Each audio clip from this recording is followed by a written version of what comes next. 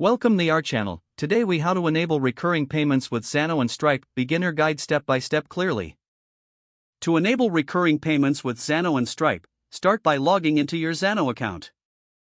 Once logged in, navigate to the dashboard and find the project where you want to implement recurring payments. Click on the API section in the left sidebar. Select Create New API Group to set up a new API for Stripe. Name your API group something like Stripe Payments for easy identification. After creating the API group, select it and click on Add API Endpoint. Set the endpoint type to post for creating subscription charges.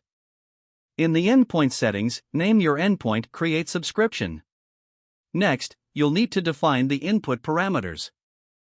Add parameters such as Customer ID, Plan ID, and Payment Method ID. These parameters will allow you to specify the customer, subscription plan, and payment details. Now, move to the API step settings. Choose the Stripe integration and select the Create Subscription action.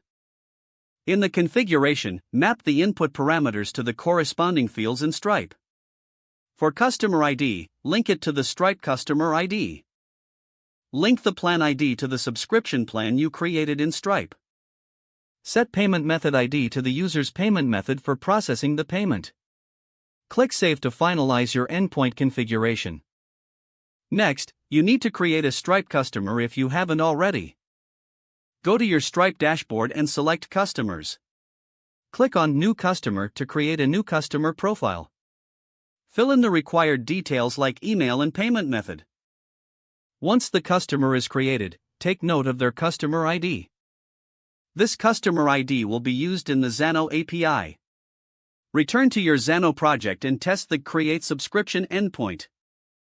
Use tools like Postman or Xano's built-in testing feature. Input the customer ID, plan ID, and payment method ID in your test. Run the test and check for a successful response from Stripe. Ensure that all details are accurate and that the subscription is effectively created. Once verified, you can integrate this API endpoint into your application. Connect it to your user interface where customers can initiate their subscriptions. Be sure to handle any potential errors or responses in your application. Don't forget to like this video and subscribe to our channel for more step-by-step tech guides.